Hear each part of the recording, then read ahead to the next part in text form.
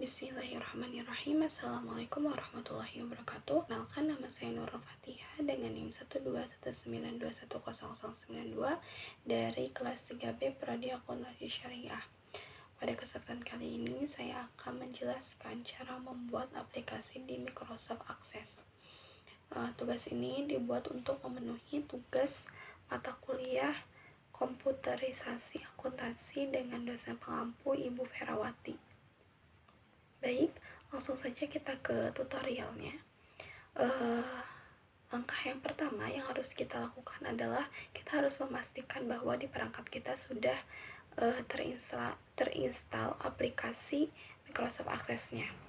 Jika sudah, langsung saja kita buka aplikasinya. Kemudian akan muncul tampilan seperti ini dan kita pilih yang blank desktop database. Kemudian di situ kita disuruh untuk mengisi nama file yang akan kita buat. Untuk namanya itu bebas. Lalu kemudian setelah itu kita simpan. Akan muncul tampilan seperti ini. Lalu kita ke mode desain view. Lalu akan muncul tampilan seperti ini. Lalu untuk file name yang pertama itu nomor, data tipenya itu short text. Nah, yang kedua itu file name-nya tipe, kemudian datanya itu short text juga. Kemudian kita beralih ke desain view, lalu pilih tabel. Kita isi. Untuk nomor yang pertama itu 1/1, tipenya itu aktiva lancar. Kemudian yang kedua itu 1/2, tipenya itu aktiva tetap. Kemudian selanjutnya itu 2/1, tipenya itu hutang. Kemudian selanjutnya itu adalah 3/1, tipenya modal. Dan yang selanjutnya itu adalah 4/1, tipenya itu pendapatan. Dan yang terakhir itu adalah 5/1, tipenya beban. Lalu selanjutnya kita simpan, lalu di close. Selanjutnya ke tab create, lalu pilih tabel, lalu pindah ke mode desain view. Nah, untuk nama tabelnya diisi dengan kode akun, lalu kita isi tabelnya. Nah, untuk file name yang pertama itu diisi dengan nomor akun, datanya itu short text. Dan untuk file kedua itu nama akun, datanya short text juga. Dan yang ketiga itu tipe akun. Nah, datanya itu pilih yang lookup wizard, lalu pilih option yang pertama, lalu next, kemudian pilih tabel tipe akun. Lalu untuk yang tipe, kita pindah ke sebelah kanan dengan klik 2 kali. Lalu next, kemudian finish dan klik yes. Oh iya, untuk cara yang tadi itu enggak muncul di rekam layarnya, itu saya juga nggak tahu kenapa. Jadi, oke, kita lanjut ya. File yang keempat itu saldo debit. Nah, datanya kita pilih yang currency dan pastikan untuk default value-nya itu 0. Jika belum 0 maka dinolkan. Dan yang terakhir itu saldo kredit. Datanya juga harus currency dan default value-nya itu harus kosong juga. Kemudian kita save, lalu masuk ke tabel view. Kemudian akan muncul tampilan seperti ini. Nah, langsung aja kita isi. Untuk nomor akun pertama itu 1/101. Nama akunnya itu kas, tipe akunnya aktiva lancar, dan saldo awal di debit sebesar Rp100.718.000. Untuk nomor akun yang kedua itu 1/102, nama akunnya piutang, tipenya itu aktiva lancar, dan saldo di debit sebesar Rp1.466.000. Yang ketiga itu 1-103, nama akunnya obat-obatan, tipenya itu aktiva lancar, dan saldo di debit sebesar 153.940.000. Kemudian yang keempat itu 1-104, nama akunnya itu perlengkapan, tipenya itu aktiva lancar, dan saldonya di debit itu sebesar Rp149.000.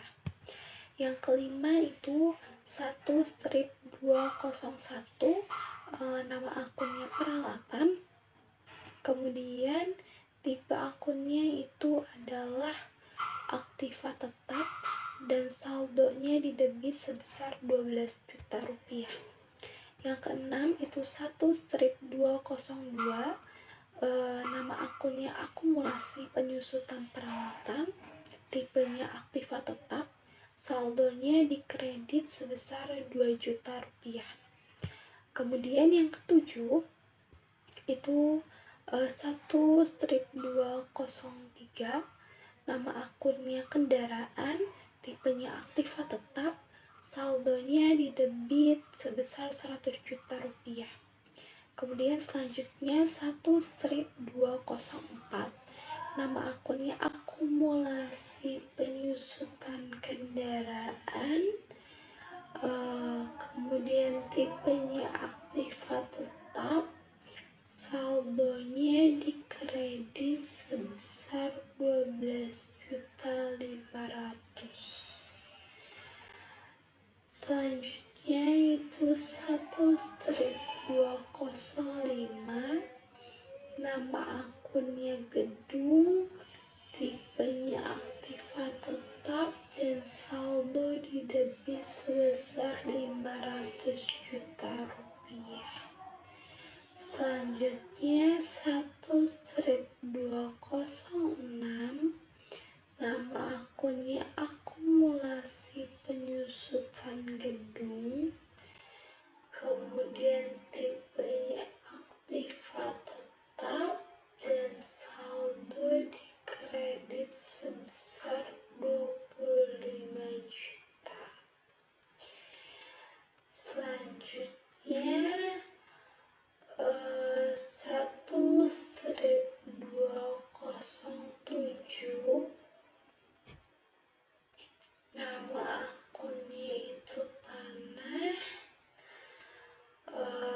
tipenya aktiva tetap, dan saldo di debit sebesar Rp300 juta. Dan selanjutnya itu ada 2-101, nama akunnya hutang, kemudian tipenya juga hutang, saldo di kredit sebesar Rp250 juta. Selanjutnya itu ada 2-102, nama akunnya hutang sewa, tipenya hutang, dan saldo di kredit sebesar Rp50 juta. Ya, kemudian ada 3-101,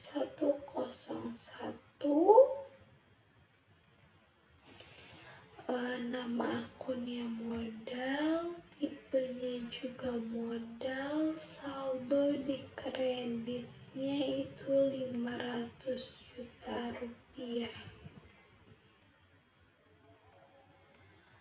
Selanjutnya itu ada 3-102, nama akunnya itu Prive, kemudian tipenya modal, dan saldo di kredit Rp250 juta. Kemudian ada 3-103, nama akunnya pendapatan tahunan sebelumnya, dan tipenya itu modal, saldo di kredit sebesar Rp79818.000.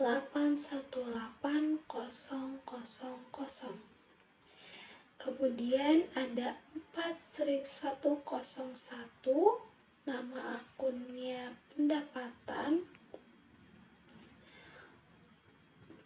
kemudian saldonya itu kosong. Selanjutnya itu ada 4 strip 102, nama akunnya pendapatan lainnya, kemudian tipenya pendapatan dan saldonya juga kosong.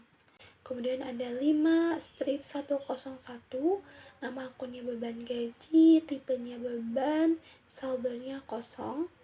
Selanjutnya ada 5 strip 102, nama akunnya beban akomodasi, tipenya beban, dan juga saldonya itu kosong. Kemudian 5 strip 103 itu nama akunnya ada biaya listrik, air, dan internet, tipenya itu beban, dan saldonya itu kosong. Kemudian ada 5 strip 104, itu nama akunnya biaya promosi, kemudian tipenya itu beban, dan saldonya itu kosong. Selanjutnya ada 5 strip 105, nama akunnya biaya penyusutan peralatan, tipenya beban, dan saldonya kosong. Kemudian ada 5 strip 106, nama akunnya biaya penyusutan kendaraan, tipenya beban, dan saldonya kosong. Dan selanjutnya itu ada 5 strip 107, nama akunnya biaya penyusutan gedung, tipenya beban, dan saldonya kosong. Selanjutnya ada 5 strip 108, nama akunnya beban perlengkapan, tipenya beban, dan saldonya juga kosong. Dan yang terakhir itu ada 5 strip 109, itu untuk biaya obat-obatan. Nah, dan tipenya itu beban, kemudian saldonya juga kosong. Nah, untuk tabel kode akun ini sudah, lalu kita save. Kemudian selanjutnya kita buat tabel yang ketiga, yaitu tabel kwitansi. Nah, caranya itu yang pertama klik tab create, lalu ke tabel design, kemudian simpan nama dengan nama kwitansi. Nah, pada tabel ini berisi nomor kwitansi, datanya short text, kedua tanggal, lalu datanya pilih date or time. Lalu scroll ke bawah, ubah formatnya menjadi short date. Nah, mohon maaf sebelumnya untuk cara ini juga tidak muncul di rekam layar saya. Itu saya tidak tahu kendalanya apa, jadi mohon maaf. Kemudian di file name ketiga itu ada uraian transaksi, datanya itu long text, lalu simpan, kemudian close. Kemudian ke tabel berikutnya. Pertama, klik tab create, kemudian ke design view, dan untuk nama tabelnya itu transaksi. Untuk file yang pertama dibiarkan begitu saja, jangan diubah. Nah, kemudian untuk file yang kedua itu diisi dengan nomor kwitansi, datanya itu short text. Yang ketiga itu nama akun, datanya lookup wizard, lalu klik next, lalu pilih tabel kode akun, kemudian pindahkan nama akun ke sebelah kanan dengan klik 2 kali, lalu next, next, next, dan finish, kemudian simpan. Untuk tutor yang satu ini juga itu tidak muncul di rekam layar saya, jadi mohon maaf. Oke, untuk file yang selanjutnya itu debit, datanya currency, dan untuk default value-nya itu harus kosong. Kemudian file yang kelima itu kredit, data dan default value-nya sama kayak di file debit. Kemudian kita simpan. Dan langkah selanjutnya kita koneksikan semua tabel yang kita buat tadi.